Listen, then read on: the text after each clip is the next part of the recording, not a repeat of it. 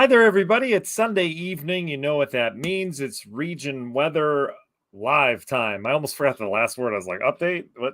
Anyway, hope you guys are doing all right. We had a nice summer-like weekend. I know it's the middle of summer. Everyone's doing their thing. Weather has kind of held off for the most part. We've had some kind of pop-up showers and thunderstorms in the forecast here around the region over the last 24 hours or so. We haven't seen a whole lot of that, but we're going to see more of that to come. So what we're going to talk about is this pattern we're in right now. I want to do a brief recap on the Derecho that moved through Northwest Indiana, where we stand in terms of tornado numbers, stuff like that. Just some factual stuff to throw at you because what I like to do the most is forecast, and that's what we're going to do because there are some changes, all right? So we've got some shower and thunderstorm chances this week, as we mentioned, but there are some changes coming our way in the long term that are going to bring some more heat in here. So we're going to chat about that as well. I hope you guys are doing well. Let's talk to and say hi to our early birds. Let me pull that up here. Mary, hello to you. Hope you're doing all right. Phoebe's with us. Phoebe, yay, you made it. Mary beat you in the comment section, but you guys are pretty close. Congratulations. That's awesome. Danielle, hope you're doing well. Derek, hello. Jeff, good evening to you. Stephen, good evening to you, buddy. Susan, thanks for joining us on our YouTube channel. Certainly appreciate that. Yeah, Mary, it was a great weekend. It really was. Gail, good evening to you. Linda, hello. Derek says, what an awesome weekend. Terry, hi to you as well. And Susan, absolutely. We'll do a quick recap because, the National Weather Service has been investigating and doing surveys all weekend long. They've been doing it since last week. And a lot of us aren't staying tuned to each survey as it comes in. So I'm going to kind of take us through that. Fernando, hello. Kurt, hello. Sarah, hi. Deb, hello. You guys are all strolling in here. I love it. Anyway, hope you had a nice weekend. Let's get to it. Briefly, want to go through our sponsors real quick. Guys, these are businesses that are there for you. If you guys need any of these things up above me here, I put my name behind them. They're all amazing. They're family-owned businesses. I know personally each and every owner of these businesses, and they're just wonderful people to work with. They're all local to Northwest Indiana, which is really important to me. So starting at the top, FBI Buildings, they do pole barn construction all across the Midwest. They've done over 20,000 pole barns for commercial businesses, for residential purposes, stuff like that. So if you're looking for something like that, they'll build it and they'll do an amazing job. They have a great gallery on their website, but they also renovate existing pole barns. Perhaps you have one that's kind of dilapidated on your property, or you're looking one for a business, whatever it is, they do their work and they do amazing work. It's FBIbuildings.com. Navigating the world of healthcare and Medicaid and supplement advantage insurance and all that stuff and life insurance. It's a mess, right?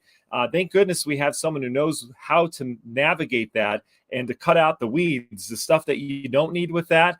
His name is Michael Minogue, and the website is minogue.life. Michael's been serving Northwest Indiana in this world of healthcare and Medicaid and Medicare for years, decades, and he knows his stuff. So if you have any questions around that, he'd be happy to answer those for you. It's minogue.life is the website to go to for information regarding all that confusing stuff that continues to change every single year with new laws. Isn't that great? This is a really important one. PSA, if you don't know what PSA is, it's our public service adjusters.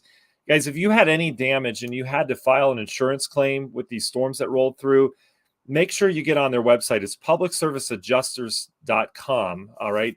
And what they do is they're all local licensed insured adjusters here in Northwest Indiana, and they'll take your insurance claim. Let's say you have tree damage and it fell on a neighbor's fence or it hit your house or something like that. You go to them.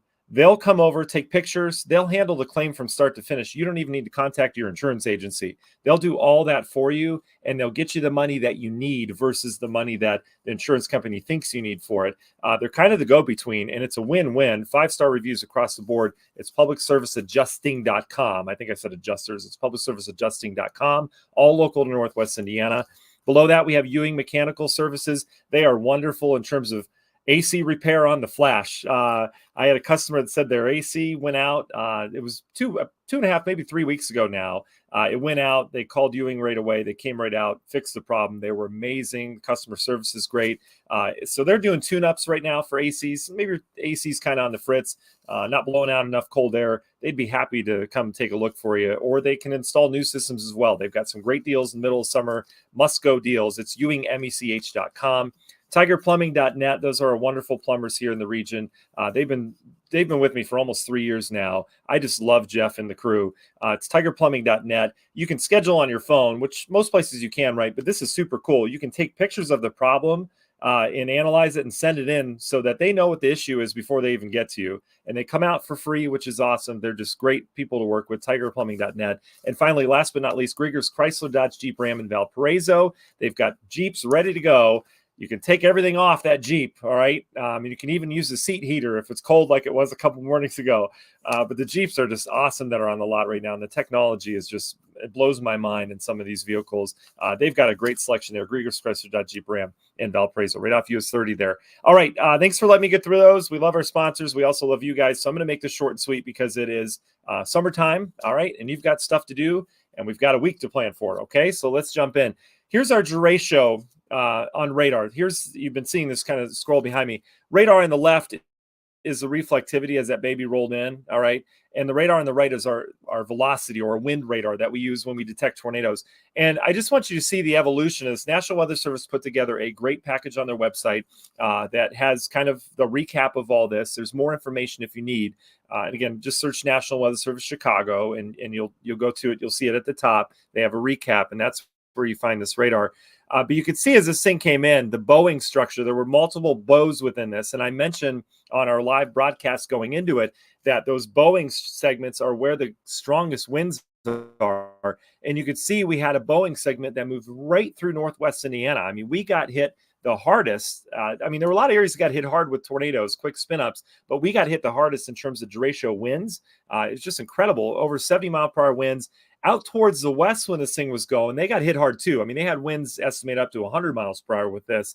Not saying we took the top cake, but in terms of how things could have gone, it really went the worst for us with that bowing structure coming through versus having kind of a different notch like that one off towards the north or the one down towards the south. But the winds, you get to see them here. As it heads past the radar site, it changes color. So here's our radar out of the Romeoville area. So it changes over to yellow just because it's on the different side. The winds are blowing a different direction in relation to the radar. But you could see this gush of wind that just came out of it. I mean, just incredible.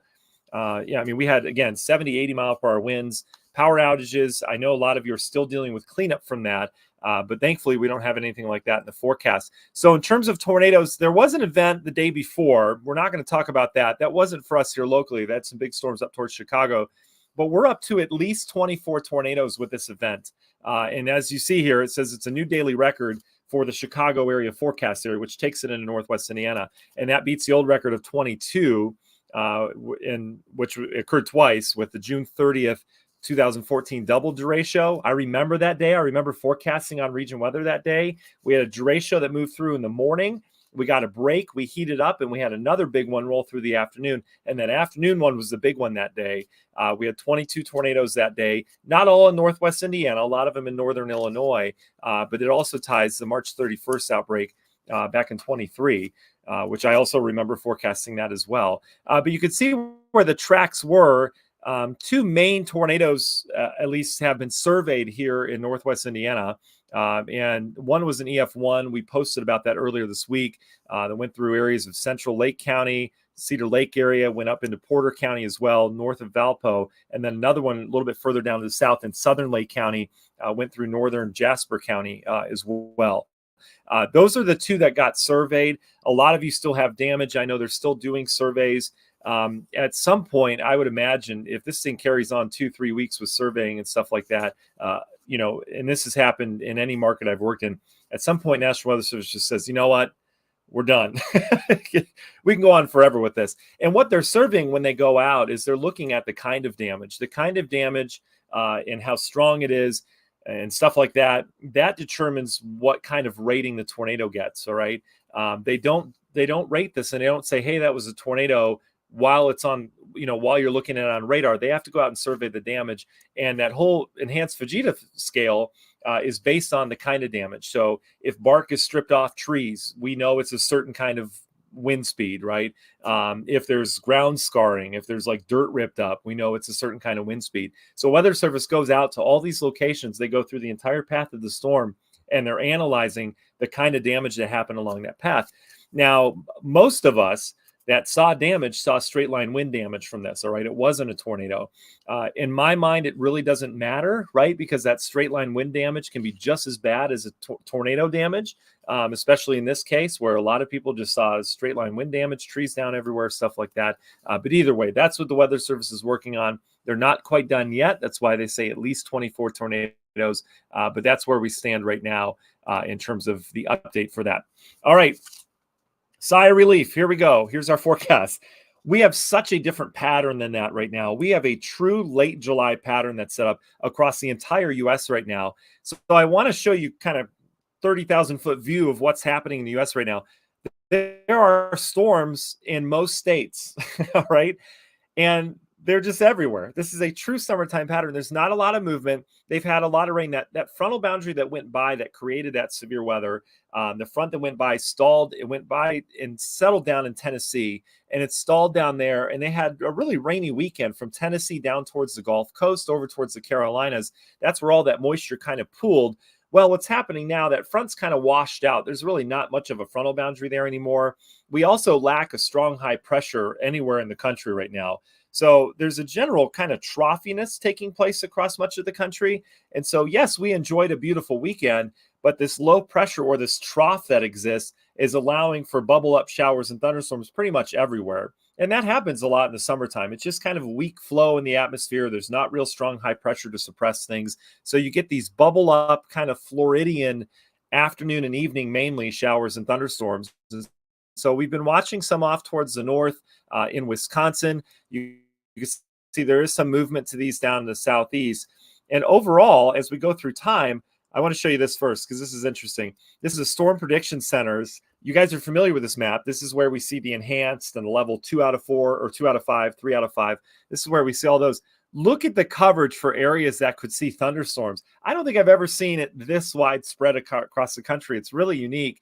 But I mean, pretty much every state has a chance at seeing thunderstorms. I don't think there's a state that's excluded, exception being maybe Alaska, but I bet they have some storms too, and Hawaii for that matter. But you can see there's a storm threat everywhere. This is tomorrow. But the thing that's lacking from this is a severe storm threat. All right. There's no widespread severe weather expected. This is just a general thunderstorm threat because there's not a lot going up in our atmosphere. So kind of neat. And that continues into Tuesday as well. As we fast forward to Tuesday, look at how much the country has a storm chance. Really incredible to kind of see that. I've never seen it so widespread on the map. So let's talk about our local storm chance. It's not huge. I think most hours are dry, but we do have the chance. Tomorrow isolated. Tuesday evening and afternoon, I think we have the best chance for rain. Tuesday evening and afternoon, and then also I think Wednesday. Those are the 2 days I think we'll have the better chance of rain. Little disturbance coming in from the north, but I'll show you here. This is kind of how it goes. This is tonight. Little system going up through the Ohio Valley. Notice this tomorrow afternoon. We get a few pop-up downpours, and there'd be a little bit of lightning with this, but not a lot going on other than that. Just old run-of-the-mill thunderstorms. They kind of fade as we lose daytime heating, and then Tuesday they're coming back. All right, our model doesn't quite go that far. I'll go NamNest because it will. You can see Tuesday afternoon once it loads. You can see, I mean, we're popping a few showers and storms around here. Not a big deal. And then Wednesday is when this frontal boundary is going to be a boundary that approaches from the north. That'll kickstart. I think our better chance of rain is going to be on Wednesday. So Tuesday again, afternoon, evening, and then especially Wednesday as that front approaches. All right. So I'm going to take you a big picture here to show you kind of what we've got going on. Big picture wise, here's all your storms that bubble up in the heating of the day tomorrow. Again, isolated around here. Tuesday, here's your better chance of storms coming out of the north. So this is late Tuesday. And then Wednesday, here's our best chance for rain this week, okay? Not a washout on Wednesday, just some thunderstorms, and then they should be over with. But that's with a frontal boundary. And what that front's going to do, look at this. We're dry on Thursday. We're dry on Friday. We're going to do this all over again. We're dry on Saturday and Sunday as well, and that's because we've got nice high pressure moving in behind a front. So we're going to have yet another weekend of some really nice weather around here and some pretty comfortable air. So last thing I have for you are temperatures, because I do see some changes in the extended. So we're not that warm with these thunderstorm chances and all the clouds that are around from them. They're helping to keep a good portion of the country cooler than average, right? So we're upper 70s, low 80s. There's some mugginess to it, so it's not exactly a comfortable low 80, but it's not bad. We get cooler. This is Thursday, Friday, Saturday right here. We get cooler for the weekend. We'll have lower humidity as well. You can always tell how high humidity is based on overnight lows. With our overnight lows falling into the 50s, we've got some really comfortable air coming our way this weekend again. So I think another picture perfect weekend. And the problem with that is I said that I thought this last weekend was going to be our best weekend of the summer. We may have another best weekend of the summer coming next weekend. So we'll see. But it looks really good next weekend for any of your plans, last weekend in July. And then here's where your changes occur. I do see a nice warm up. There's a really good warm up coming our way to end the month and to begin August. Perhaps several days of 90s as it looks right now. That's certainly manageable. That's not out of the ordinary. I don't see an 100-degree heat or anything like that. But a good stretch of 5 days in a row, probably upper 80s, low 90s around here, okay? And that begins on, all indication is it begins the following week, so a week from Monday. So this week, seasonable, right? We get a front through later this weekend, and then next week looks kind of hot if you're planning things ahead. But it looks like it doesn't last long. We'll see. This is fantasy land in the models. But anyway, that's kind of where we're going. So we are going to turn back to some heat around here after that. Okay? All right. If you guys have any things that you have question-wise, let me know. We'd be happy to answer those, and then we'll get you on your way on this Sunday night. All right? Fernando, I don't know why I saw this comment randomly. Just here for the forecast and dad jokes. Okay, Fernando, I've got a good dad joke for you. Let me get your comment out of there so you can see. Okay, did I do I don't know if I did this one last week. I think I might have done this one last week. Anyway, okay, I'm just going to say it again. All right, this is a dad joke I use. Again, if you're not familiar, I started a segment. I pitched a segment, and they're like, "Oh, I don't know if we should do this." And we did it once, and then I asked my boss. I said, "Can we do it every day?" And he's like, "I don't know." And I'm like, "Oh, come on." So now we do it every day, and people love it. It's just dad jokes. That's all we do. We do a segment called Dad Jokes on TV in the morning show, and it's been great. Anyway, so that's where this all comes from. But my dad joke that I used last week, and I hope I didn't say this to you already because this is the only one I can remember. Oh, no, I've got another one for you, too. I'm sorry. I'm going off a tangent. I just want to present it right because if I screw it up, it's bad. Okay. What do sea monsters eat for dinner? Does anyone know what sea monsters eat for dinner? I don't think I said this one. Fish and chips. Fish and chips. Fish and chips. Yeah, that's a good one. I hope you like that. It's weird because there's no audience here. I mean, I can't hear anyone laughing, so it's very uncomfortable. And then one more that I said was, oh yeah, what does the janitor say when he jumps out of his closet? Does anyone know what the janitor says? All right, the janitor, when he jumps out of his closet, says, "Supplies." I thought that was a good one too. Those are the two best that I have. The rest weren't very good, but anyway, that's that. Thank you. Susan, Carol, Sarah, thank you. I appreciate that. Cindy says bad. I'm not sure if you're referring to the forecast, Cindy, or the joke. That's good. Mark just got done mowing the lawn. Yeah, Mark, it's interesting from all the rain that we had.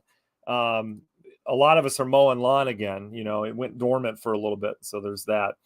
Laura, no, here's the thing about wind speeds, asking for wind speeds for Portage. Great question. A couple of you asked me this week about your towns and what kind of speeds are reported there. The problem is there's not official anemometers or wind recording devices around the region. All right. We've got one at the airport. There are a couple storm spotters that are trained and certified with National Weather Service, which all of you can do, by the way. There's more information on their website. There's a couple of those scattered around the region, but we only really got one report out of Couts, and that was, I believe, a 76-mile-per-hour wind. But we can go back. We got a lot of reports from Eastern Illinois, but there's no official observations of wind speed in Northwest Indiana, unfortunately. And that's why it's so important for more people to sign up to be storm spotters and to have official stations and stuff like that, because it's kind of like a black hole in terms of weather reporting. And so anyway, that being said, we can guesstimate that we were anywhere between 70 and 80 miles per hour for a lot of folks. So for Portage, I would say that doesn't change. That bow, as it went through the leading edge of that Derecho, produced pretty equal wind for a lot of us. I mean, there weren't a lot of us that got missed with that for sure. Just nasty, right? Oh, Robin says the mold count is up. Robin, yeah, I would imagine the mold spores are up for sure. I don't have an official number on that, but I believe it. So a lot of you, if you're sniffling, sneezing, stuff like that, it could be the mold spores. Hi, Deborah. Good evening to you. All right. I don't see any questions. That's the good news. Oh, Mark asked, what kind of riding time can I get in this week? Mark, in terms of ride time, we look good. We're going to have isolated pop-ups tomorrow. I think most hours are dry. Most spots are dry. There will be some rain around, so just keep that in mind. You're good at tracking radar. And then, Tuesday, same situation. I think most hours are dry. Late in the day, Tuesday night, and Wednesday are our best chance for pop-up rain. All right, and storms. Nothing severe out of this. There's not a lot going on in our atmosphere, but we will have some rain around those days. Thursday, we bring in drier air, cooler conditions as well. It's back to beautiful weather. Thursday, Friday, Saturday, Sunday, as it looks right now. And then next week, we talk some heat. Okay. Danielle, I know the Porter County Fair has been so blessed. Every year, the Porter County Fair has some kind of severe weather event that I'm forecasting. And this year, I just don't see it. Once the fair started, the beautiful weather started. And yeah, it's been great for all the concerts, all the shows. I want to see attendance numbers this year because I bet they're going to be among record. COVID's over and we've got beautiful weather. We don't always have beautiful weather for every day of the fair. And it looks like when it ends, that's when the rain kind of comes back, like the better rain. So there's that. Festival of the Lakes going on too. Yeah, Susan says great weather for that. That's awesome. Yeah, Savannah, I know. Oh, Phoebe says the ticks are horrible. I know. We didn't have a cold enough winter. The ticks are bad here too. My wife has had two. Like one was in her hair, one was in our bag. Ugh. Savannah says it got real spooky here in Chesterton. Kiddo slept through sirens, everything. Even slept through us getting him to shelter. Wow, that's amazing, Savannah. Yeah. That went downhill in a hurry, didn't it? I'll tell you, that was a nasty line of storms for sure. I'm glad it's behind us. So, all right, guys, I'm going to let you go. I don't see any major weather things coming our way. I don't see any huge heat waves. Again, it gets hot next week, but nothing crazy. I mean, it's going to be August for Pete's sake. It's normal to be in the 90s sometimes. But in terms of severe weather, that's usually what I like to keep my eye out for. And I don't see any severe weather in the forecast. I really don't, which is great news. These are just normal thunderstorms coming this week, and not everyone's going to get them. They're going to be kind of hit or miss. Okay. So that's good news. So I'll continue to keep my eye on it so you guys can continue to just relax and not have to worry about the weather or think about it. Okay. All right, Danielle, have a great week as well. Rhonda, you're welcome. Guys, thanks so much for taking time out of your day, especially on a Sunday evening. We're trying to get ready for the work week. Thanks for doing that and joining me. All right, we'll keep you updated as we go throughout the week. All right, Susan, you too. Thank you.